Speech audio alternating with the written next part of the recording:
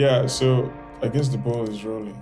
I think we should talk about current affairs today, which we haven't for a while, because I suppose political news and news in general has been terrible of recent. So it's been nice to retreat into other more historical or structural kinds of questions, but we can't run away from the present realities. So yeah, I think it's good that we reflect a bit on what's happening and try to make sense of it from our own perspective. So I guess that's the initial question: is what's happening?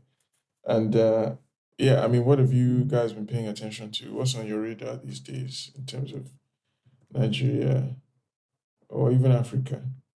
There's a whole lot going on. I mean, all the world and the universe. Don't feel restricted to Africa, but Well, we can at least start from our local context first. what I've seen majorly on the African side of things now, that's the AES confederation formed by Niger, Burkina, and is it Mali? Yeah. By the way, I like that you're using the French acronym, not the English one. Even French West Africa, so. Yeah. But yeah, that's what's going on now. And I remember we did an episode on the coup that happened. You know, it's not been up to a year. But it's ideal to look back at that and assess these guys for what they've been doing. Yeah. What's been popular reception towards it? How's the lives of the people been? All that. Yeah. Yeah. So that's it for me.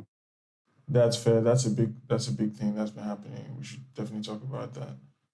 Um, Maggie, how about you? What's been on your mind or what have you been tracking in terms of current affairs? For me, I think basically what's been in the news recently that, I kind of have, interest in or I'm following with some kind of keen interest is this issue of minimum wage, back and forth with labor and government and then this tripartite committee, especially off the back of, the last strike, which lasted, was a day or two, but which was Yeah. in some ways, success. Yeah.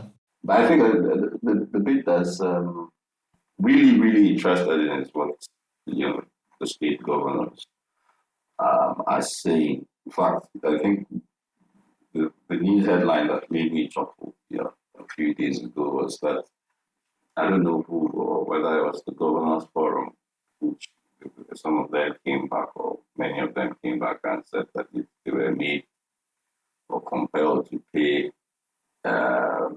is it 100 grand minimum wage?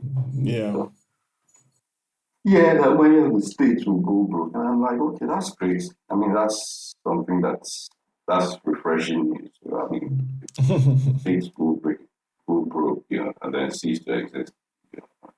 Yeah, but it's Yeah. yeah, it's yeah, so it's something that links to work that I'm doing currently. So maybe that's my own bias. Right. Yeah, Right. yeah, No, yeah, definitely interesting developments there since the last strike. And I think, yeah, you're right. That last strike was peculiar in so many respects. And it would be good to talk about that.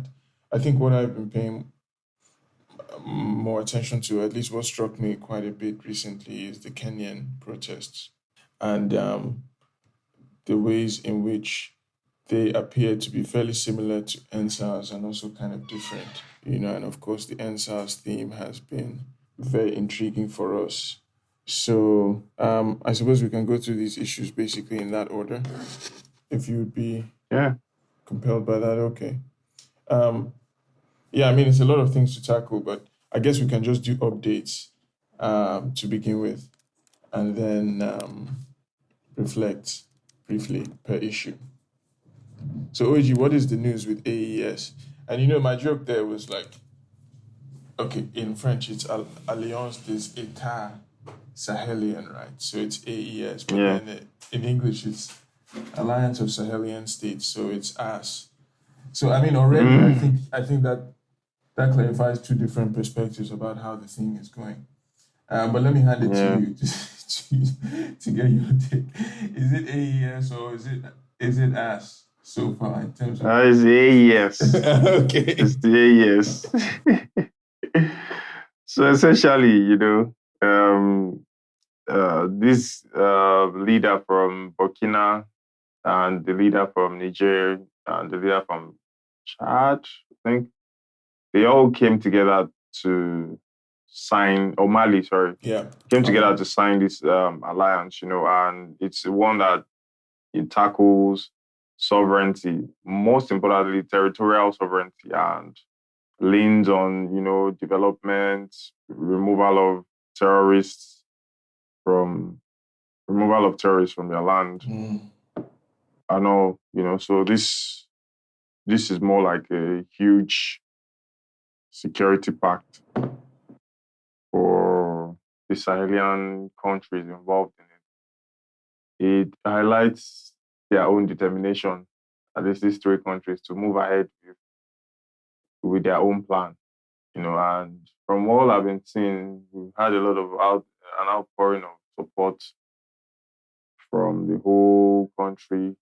People came out, and it seems that they are anti-imperialist, we can see, and they are talking a good game. But again, the barometry or the barometer is to see that the lives of the people are improving, and a lot of outlets have been saying that there's mass support for these guys, So it's just to keep our fingers crossed and see what that translates to, in terms of concrete development for the masses of the people. But it just seems that there's general support for them because of the years of democratic, in quotes, waste, mismanagement, and misdirection of these guys that were overthrown in the coup in those respective countries. So that's just it. They just made that official signature to forming of that AES.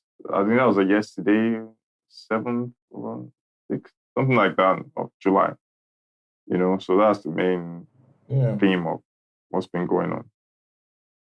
Yeah, okay, good summary. But in terms of perspective, I mean, Emeka, where do you stand? Do you buy what OAG is saying that the climate seems to be largely supportive, and do you also feel the stirrings of hope in OAG's voice, quivering stirrings of hope? Or do you see things slightly differently in terms of the likely trajectory of this development? So let me say that my position has hardly shifted. That's if I can remember my position. So it's a bunch of military guys, right, who are reshaping, if you like, or restructuring their own respective countries, and then striking alliances, exiting some and striking new ones. Yeah, and then part of the argument, or part of the claim is that they have the support of the people. Well, I don't know. I don't even know if that's how easy that is to measure. But I'll go out on a limb and say that across these countries, that it's no way that they have support of the people 100%. And say they even have it, say 60-40 or even 70, that doesn't mean that the majority,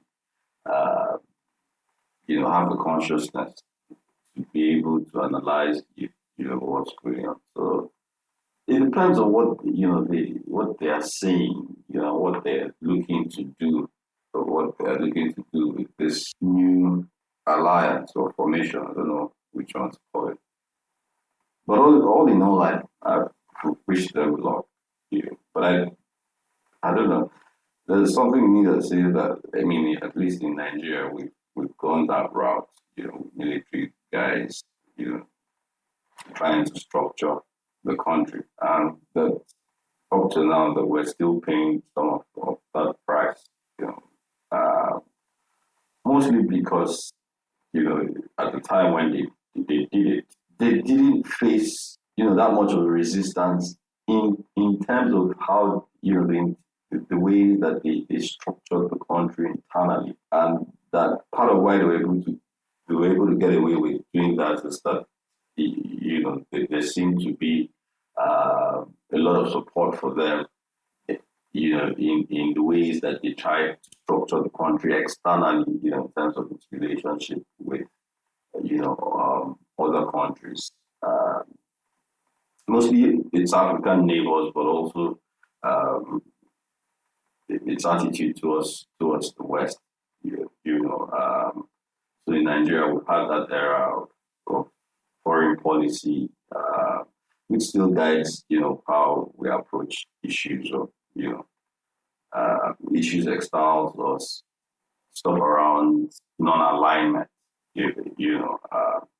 So I guess that this is where this guy's like who it is time will tell. Yeah, okay, fair enough. So you are not um necessarily as optimistic, but you're trying to be quite cautious. So maybe you're in the middle, because I feel still quite skeptical. I think that would be my main orientation. Um, Why is yeah? I mean, I don't. I haven't really seen improvements in the security situation or in the economic situation in these countries. What I've mainly seen is like a lot of PR, a lot of Russian-sponsored social media activity and media activity, and then these like regional realignments, which on the regional realignment stuff is like that's been part of the problem in West Africa, I would think, for the past decade, is that there has been this proliferation of regional arrangements that keep shifting. G5 Sahel, then the French misadventures, Operation Barkhane, then um, the Lake Chad Group, or whatever they were called, Multinational Joint Task Force. Some will be effective for a brief period against the insecurity, and then the political situation will change in the member states and they will restructure the thing and then it becomes less effective. Um, for instance, when we had the shift from Jonathan to Buhari and then multinational joint task force lost a lot of energy. So, like just redrawing the map over and over again in ECOWAS, the security map or the political map, I think is not really proven to be very beneficial. So it doesn't lead me to feel just that history that the new realignment is likely to produce better results, because the security challenges remain transnational, right? Like bandits and jihadists continue to be able to move between AES/AS and ECOWAS fairly freely. So if the bandits and the terrorists can move easily, but the state groups are fighting, beefing themselves, then it's probably going to make their efforts less coherent and less effective. So from the point of view of insecurity, I think it's bad news. Economically, I'm still not also very convinced, because the main economic argument I think the junta guys have been pushing is that, oh, the alignment with France and France undergirding the currency has been bad for the economy. Okay, but we've not really seen any definitive shift towards an alternative currency that is independent, um, right? And then the argument for sovereignty seems like more a shift from the West to Russia, which doesn't strike me as a much better partner, to be honest. Might even be a worse partner in some cases. In light of that context, like it seems like more of a way to distract the people from their actual interests and the possibility of them actually taking power into their own hands, than a way to bring power back to the people, as it were. So it's this kind of maybe even global trend whereby demands for popular sovereignty and control over the economy are hijacked by populist elites. So in that sense, it's just that the most successful populists in West Africa have tended to be the ones wearing uniform. But to me, it looks like the global populist thing, just in military garb. But I mean, does that mean I feel some kind of like I feel some sort of sadness for the dismembering of ECOWAS. Not really. I mean, ECOWAS was born by the military, so maybe it will die by the military. You know what I mean? You live by the sword, you die by the sword. I don't know. I don't. Doesn't make me feel. Oh man, I miss ECOWAS. Of course, it's nice to be able to not need the visa to go to Niger. But anyway, the majority of people who go to Niger will continue to go to Niger because the borders are porous without a visa. So this looks like elite discussions, like elites redrawing the map for their own interests, really. But trying to cause players like interested in popular sovereignty. But it seems like just realignment for elite's sake. That has very little to do with improving the economy or improving the security situation. But yeah, maybe I'm too cynical. Not really. Again, it's time that will tell. We'll see what these guys are doing because, have they been there for up to a year? I don't think it's been up to a year, has it? Or a year? Yeah, they've been there for a year. For a year and some months. Mali guys have been there for a long time now. Burkina 2 years, at least. So Niger is where it's not reached a year. Burkina 2 years. Which one's the most recent one? Niger. Niger, Yeah. So it's just like, again, we'll just look the development of the people's life. Like, well, I won't give them a good 4 years. At least democracy are 4 years. Maybe we see what they will do. If the people will just start to kick again, because then we can say these guys don't fail and all that. Because they better not give them 4 years. They better not give them 4 years. I mean. Well, I just want to cross my fingers and see. See to number what we want give 4 years now. See what they do with us for you. No, that's in the wood. I beg, that's in the wood. He already proclaimed saying go mess people up from a first day speech. And he don't say subsidy is gone. If you like protest, we'll remove it. Which he did anyway. People thought, all the main political containers thought he was a genius because that was all they were going to come and do to anyway, and this is the result. Except that there is still subsidy. What's that? Except that there's still subsidy, see? So there's still cash cow for them to be stealing and all. So I just want to give them a little bit of time, a bit more, If it doesn't look well, and if we look at indices from the country and we see that it's not different or it's even worse, then they should get out of the place. So that's it. No be charisma, people want chop. Yeah. No be uniform, people want chop. Yeah. No be alignments or whatever organized rearrangements. So you want to rearrange yourself. Now make people life better. Their material advancements. Even on the real revolutionary side of things, people that proclaim and claim to be revolutionaries. Cabral go talk, say, forget, people are not fighting. People are not fighting for theories. They're not fighting for the ideas in your head. They are fighting for the betterment of their lives. So if you can't bring that to fruition, then your idea is useless. Yep. So that's it. Yep. That's right. No, fair enough. I guess that note of cautious optimism is a fair place to leave it on that subject. But I think we're already kind of talking about democracy 4 years and the challenges that poses in a situation like Nigeria. So I think that might be a decent segue from which to discuss the wage issue. So I think we should probably now turn to our in-house labor reporter, Emeka, to give us just labor correspondent. the initial headlines before we analyze that issue. So Emeka, so I mean, when it comes to this labor issue, I think which is one of the more pressing arenas through which the Tinubu agenda is being challenged. I mean, what struck you about the last strike, basically? Because it sounded like you were saying parts of it were successful. And then where are we now since then? I mean, I think that the thing about the last strike, observing or listening to comments about the strike, especially in Nigerian middle class circles. Yeah.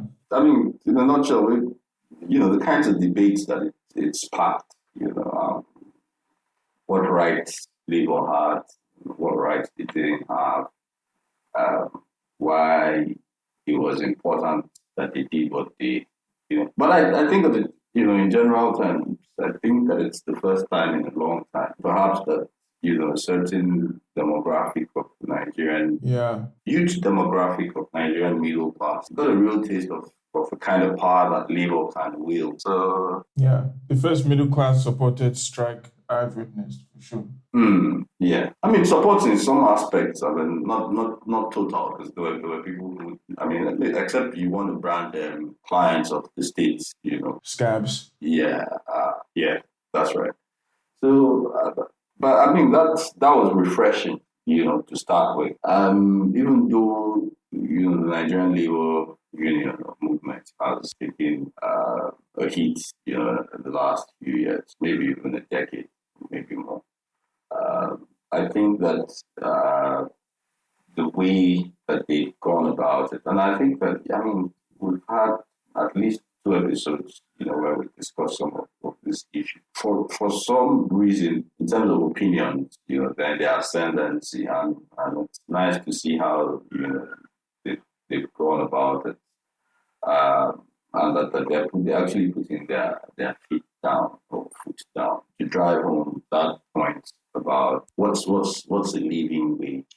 Of course, that conversation will go along with the state of the Nigerian economy and what um, the capacity of the states to pay and not just the states but also private interests. I mean, the situation itself, where we are currently is also a good way of thinking, allows us to think about, the physical federalist structure of Nigeria, states, in terms of what states survive, why were states even created in the first place, what goes to states, how they are used, why they don't have the capacity to pay, what's the size of their bureaucratic workforce, all of that's on the table now. I mean, there's a potential for us to have that conversation, if we're being serious, because I'd expect, the subnationals, which often evade scrutiny when we discuss the problem with Nigeria, would be on. I mean, this is an opportunity for us to hold their feet, to fire. Yeah. In terms of them being accountable, I mean, there's usually a lot of pressure and criticism of the federal government. I can understand that. But what that means is that critique about the states, and the subnational, and that demand for transparency and accountability, it's often lacking. Yeah. Yeah, that's also part of the travails our friend El-Rufai is facing. Correct. More your friend than mine. But no, our friend,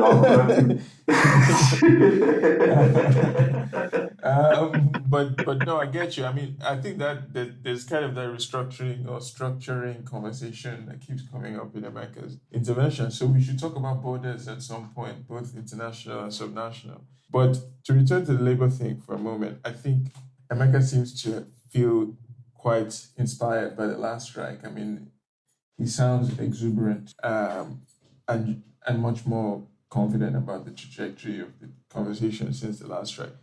But there's some people who argue that Labour let their foot off the gas right in the moment when they were about to cross the finish line, as it were. I mean, maybe that's putting it too strongly, but there's a perspective that holds that now that they got that middle class support, and now that they were building momentum and they actually had some pressure on the federal government, that would have been the time to actually remain on strike or deepen the strike, but then they seem to relent. So I don't know, OG, what do you feel on that issue? Are you like Emeka? Do you feel like momentum is building in the conversation around the minimum wage? Do you feel like labor is starting to gain more legitimacy in the eyes of the masses, sort of thing, or do you, do you feel like actually it's still hard to say, and there's a possibility that the moderate gains in public legitimacy might be lost? I feel that the last election was critical to shifting the zoom lens on labor and everything that it entailed or entails in terms of, Labour Party, Labour as an institution of like bargaining for people's rights and the political arm, which is the Labour Party, so that Obi phenomenon of brought a lot of people closer to the Labour Party, which is why you're having a lot of discourse from the middle class and the youth that invested their hopes in Labour and every semblance of it, to the point where people are claiming that it's Peter Obi that galvanized the youth of Nigeria or whatever to vote in this last election in the UK for Labour. These are the sort of discourses you hear online. So a lot of people are looking at Labour now, and this is the time. This is the time for them to. This is the time for them to just get their thing. This is the time for them to get right. Like, of course, we know that Labour is of the people, and it is supposed to hold, and fight for their aspirations and their betterment. So, is this a time where the clash of forces would push Labour to realign and do what is right, or allow internal politics and politicking to, make it steer off course? Because for a long time, people will just, squeeze their faces. When you talk about Labour, they're like, man, is this not that they will try for one day and then it will be business as usual? Yeah. But as the crisis of the country is deepening, there's like that chance for real mass support, depending on where the balance of forces are, for people to either rally behind Labour, or if they invest their hopes in it and they allow, the leadership to betray them again, then it will be like more of disillusionment for the people, So again, like we've said, in the area of Mali, in the, area of this Labour now, it's still left to the people, to inject themselves in political processes so that it won't be a bunch of hat-wearing, agbada-wearing guys or babariga-wearing guys that will just enter the meeting and then call on and off the strike whenever they feel,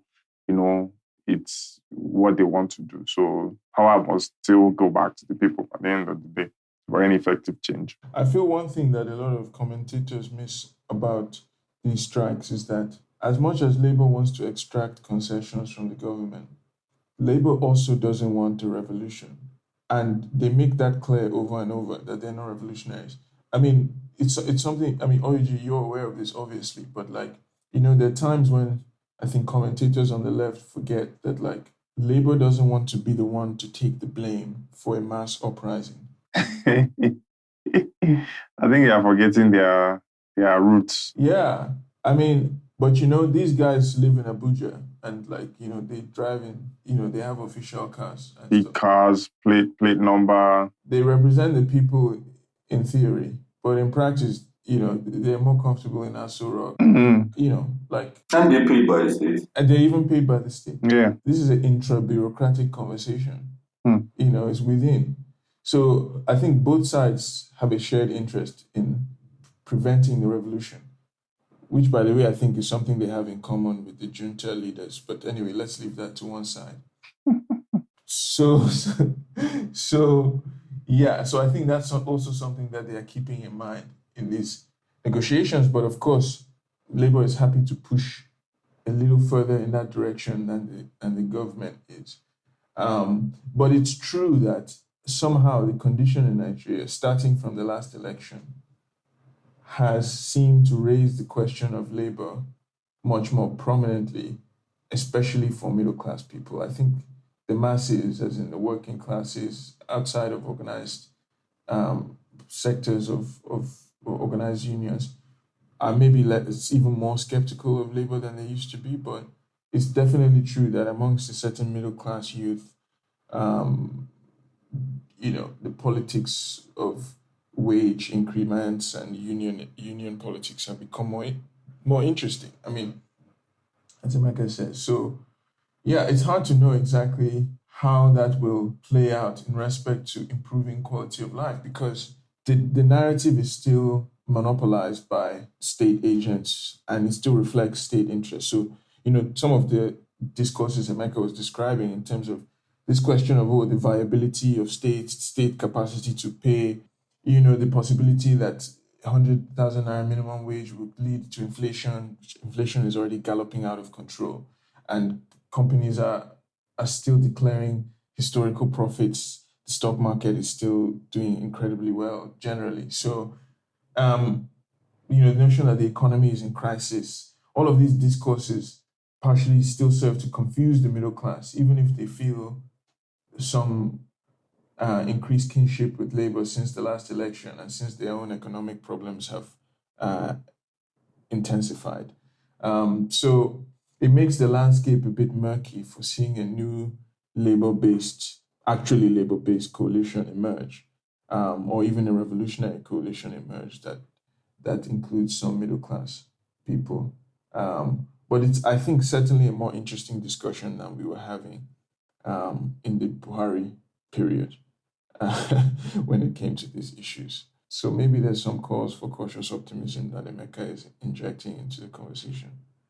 Yeah, we'll just have to wait and see how things play out at the end of the day. Yeah. But me, I believe I'm not totally convinced that, especially with the last strike action, that the elements of classic OAG line there. that would you call it an uptick in conversations around labor as a result of the strike?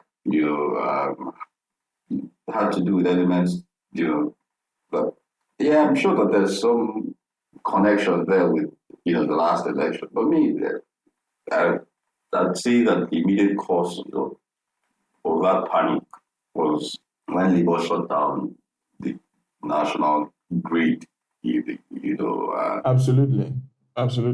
Yeah, but because that's the conversation that I kind of followed, a bit, Yeah.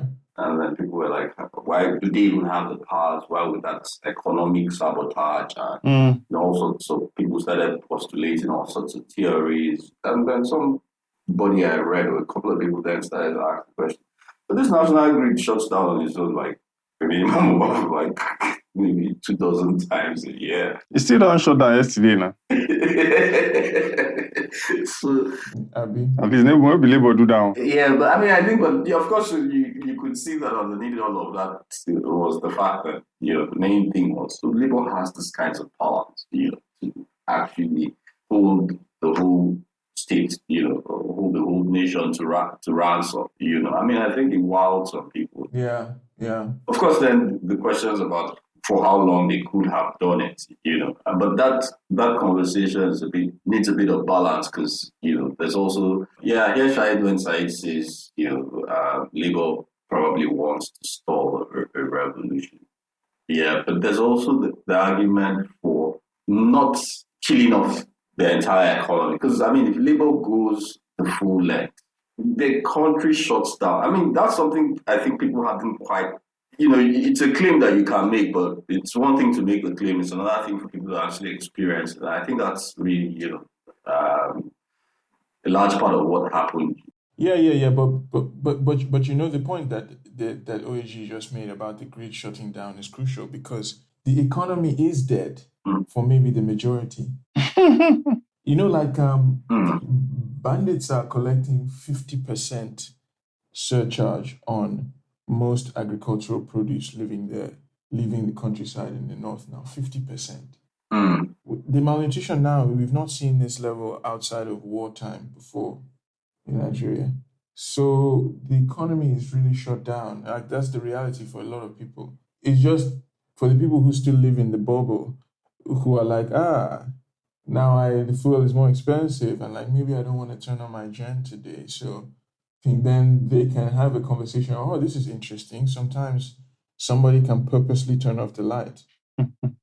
Yeah. So I don't want to caricature too much, but it's part of why I like to depend on the middle class as some kind of the source of the vanguard energy in any kind of real movement for social transformation is very dubious, right? Because they can kind of waffle. They have the luxury of being able to waffle. And of course, be amphibian. Labour leaders come out of that class milieu as well. So, I agree with you. Sorry, I mean, I say this to just affirm a point you were making, I think, Emeka, which is that, yeah, okay, Labour has power, and some people who didn't know that or who forgot have remembered. But I think the power is still going to be used in such a way that like prevents its actual flowering, and it's directed towards very, very specific, you might even say unambitious kinds of aims, because the moment people are like, but my goosey soup is starting to melt, then their perspective is going to turn on whether they should, the light should be on. I mean, for some reason, the name that just popped into my head was Joao. Trying to make a connection between, that strike and Joao's arrest. I'm sorry. Yeah, his arrest, but on the basis of the protest, that for June, was it June 12th protest? That Yeah. I mean, that's what led to his. Yeah, yeah. I mean, it's a complex situation, especially and just to home in on the point that Said makes, as he tries to differentiate, what's happening now as opposed to what happened, under the previous administration. Okay, no, not regime administration. Yeah, yeah. It's also a bit of an irony that the guys who are there today were guys who claim to have been activists in the 90s, even up till 2012. And the significance of June 12 for their own activities and the issues that the masses are being mobilized around. So they want to be careful. Yeah, let me leave it there.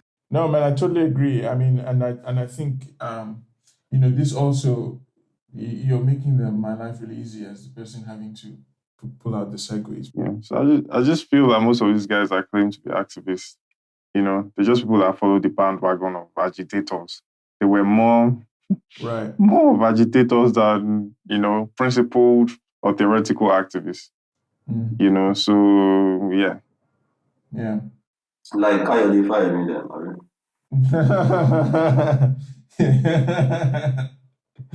Why you choose that person, America? Why I choose Kayode Fayemi? I agree, actually, because he came out and said it himself. Now I can't confess now. Not true. But anyway, I think this conversation partially ties to the thing we wanted to discuss last, which is the Kenyan situation. Because we're talking about the middle class and economic austerity and whether they'll challenge the elite, and then we're talking about intergenerational transfer of power within the elite, which you could argue is partially what happened with APC and PDP, but maybe not, because actually it's all old guys.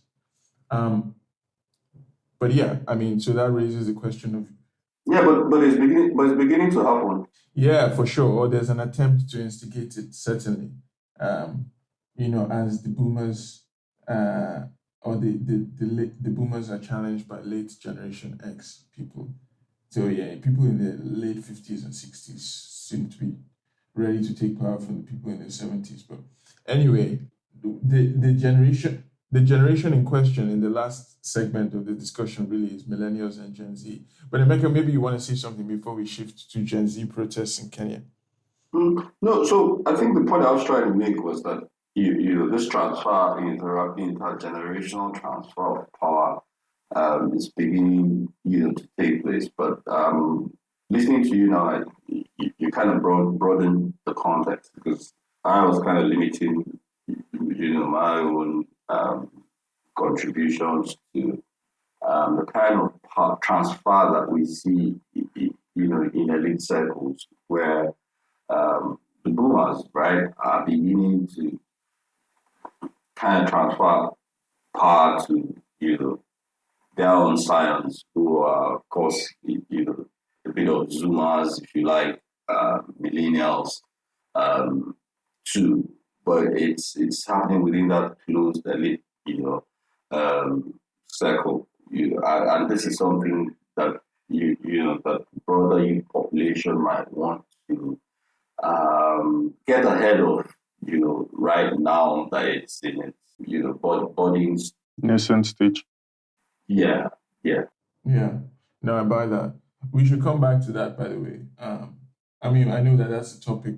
You don't see them shade they crawl around. Yeah. No, I mean, I think that's a topic that has arisen at various points. We've just kind of addressed on the sidelines of our conversation, but it should be the center at some stage. But at the center now, I think, should be the question of these protests in Kenya. And I think the angle for me is to somehow compare them to NSAS. So yeah, I mean, I'll be curious as to what struck you guys, but for me, they definitely seemed somehow a little more serious than NSAS. I mean, I'm not trying to be down on NSAS, as I know we try to avoid that, but there was something a little more pointy-ended about them than NSAS. Obviously, they had a lot of similarities to begin with. It was very like social media mediated, very generationally centered. This discussion about youth, but then very quickly it became much more broad-based, and even spread outside of the main cities. And became much more pointy-ended in terms of picking up on economic grievance that cut across generational divides. Now, of course, it had a similar weakness to NSAS. Ultimately, you could argue because this kind of leaderlessness and a certain kind of lack of a clear political strategy for using power, um, and came to be a certain kind of Achilles heel. And at the end, they could fire shots into a crowd, and then people act surprised and go home. Um, so I don't want that seems a recurrent pattern with these kinds of protests. But at least I think it really centered the economic question in a way that wasn't exactly the key objective or outcome of NSAS. So, I mean, now looking from a very, very distant perspective, without engaging in the granularities of Kenyan politics and the question of tax and all of that, that's just how I was struck by it from a distance. How does that sound to you guys? What elements of the thing stood out to you, if any? Yeah, they seem very serious about and you know, like how political changes occur. It's not like trial and error. If it's going to be like on an unconscious level, it will be trial and error. And what you get in that level of unconsciousness or with that level of unconsciousness is that whatever you win can be easily beat back. Yeah. Or you don't even win it. It seems like you won something. Yeah. But with the one hand that the elites or the ruling class are giving you stuff, they take it back with the other hand. So maybe they might increase some tax in some other place, or just put some sort of ambiguous law that undermines what you actually just fought for and lost lives for. Yeah. So I think in as much as it is good for the youth to be organized, listen to themselves, come out, even lay their lives on the line, like again, there has to be theory backing these things up. That's the importance of revolutionary organizations, to just guide what we are doing so that we don't lose lives unnecessarily. And the theory will highlight to us that these guys will not hesitate to kill you when you're starting to touch the base of what's really the problem. They won't hesitate to use state force and violence. So what then are you going to do? How are you going to move, to the point where they know that it is politically mature people that they are dealing with? There's no virtue in leaderlessness. I don't know why people in NSAS, we almost wore that as a badge of honor. That, we don't have any leader. It's that same headless thing that, became the problem, and you started having celebrities, everybody coming to go and negotiate, do back deals and all. There's no virtue in that. There's virtue in organization. There's really, a sign of, like we are organized and have our, sharp edge, focused on what we want to do. Not that, you have your movements then truncated or scattered or splintered into different groups where you have different people meeting with the government and, trying to extract concessions here and there that might favor them in their own pocket. So once the government guys feel like they've come to a certain, agreement with one leader or one celebrity, whatever, that is not conscious, they can then take you guys out because it would be like, what else do they want? We've spoken to one of their people, So, but if you have an organization that is backed with revolutionary consciousness, then we'll know that, whatever we're negotiating for is going to be permanent. And on top of that, we're not just going to lose lives unnecessarily, or it will be prevented to start with, So even if it's going to be a peaceful protest, we know what we are doing.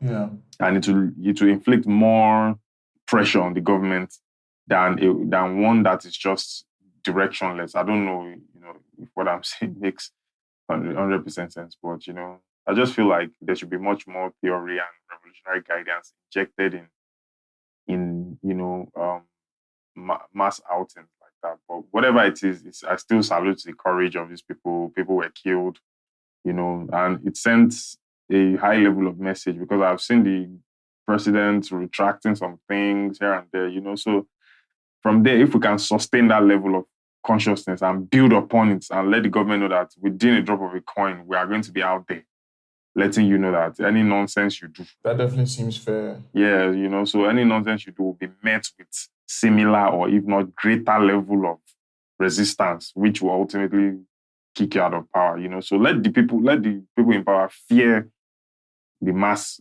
that they are lording over. Let them, be constantly aware and reminded. Yeah. Not once a while, but all the time that if they move, they will be moved upon. Sounds like a threat. Yes, now they kill people anyhow, It's getting to that point. Life is hard for people, so they can't be enjoying luxury life and people are dying and they're just squeezing people with. Yeah. So that's it, really. That's definitely worth something, I think. Yeah.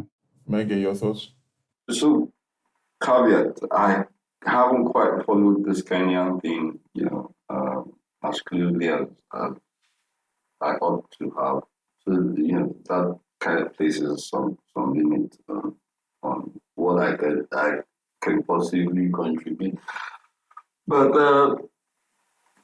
just because Said mentions it, and because I think I have stumbled on one or two conversations online, to the effect that people use that protest to kind of either maybe more of critique the NSAS one.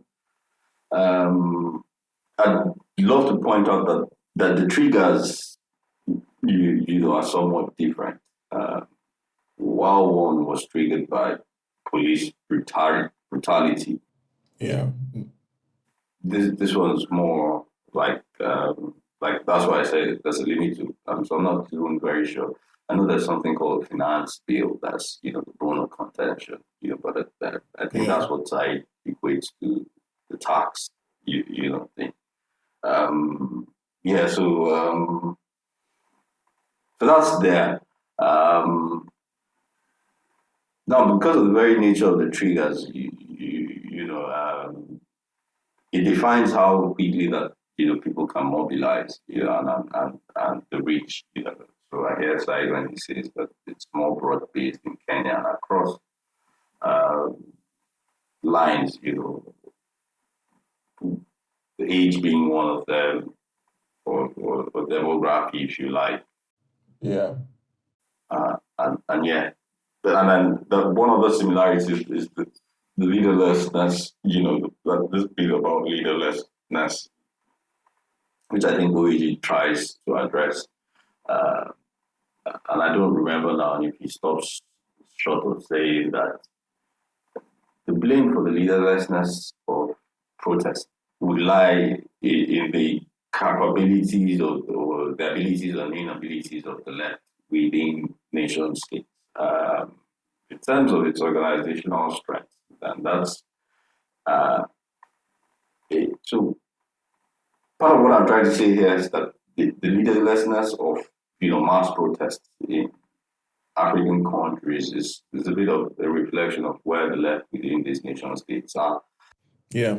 So if one were to draw, I mean, if I was to draw any real core similarities, or my take home from both the Kenyan protests and the NSAS one, it would be that it's only confirmation that the left within these two countries are weak, and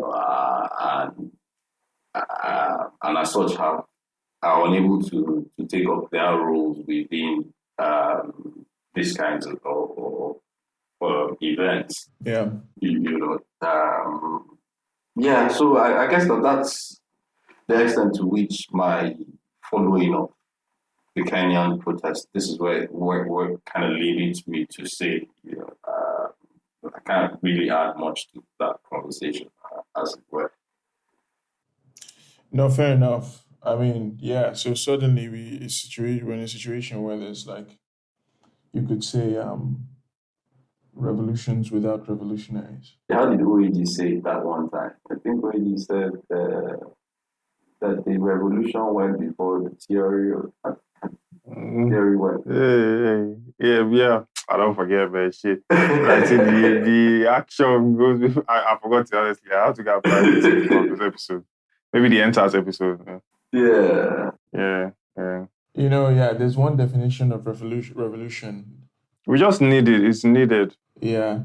I was just going to say there's one definition of revolution in physics whereby you turn things round totally and come back exactly to the point where you were before.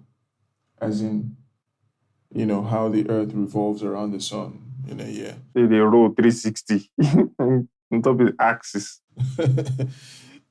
Exactly. Yeah, exactly. So unless you can shift the axis, then some revolutions achieve nothing. Which is not to say that's what happened in Kenya or NSARS. In fact, far from it. But to say, unfortunately, those are real possibilities as well. No, but Kenya won. No, they pushed the bill back. I know, Mike, you're going to say. Yeah. The bill was withdrawn. Just like SARS was changed to special, what's the new name? SWAT. But even, maybe even more profoundly, because now the government has to seriously reconsider its tax policy and it has to go back to the IMF with its cap in its hand. And I think, it would be good to talk to some Kenyan leftists about the charges Emeka has laid as well, so they can enlighten us on their perspective on the issue. So that might be one future episode to look out for. But folks, with those reflections on the middle class, revolts, populism, West Africa, East Africa, I think we should probably bring things to a close for this episode. Or are there any final thoughts? Just to keep an eye out for things that might be happening, and comment on it once in a while, keep our own analysis and all, so that at least we just see our discussions on, stuff that's contemporary. Yeah. So we're not too far gone in theory. Indeed. Or historical stuff. So I guess we leave it there then. Yeah. Yeah.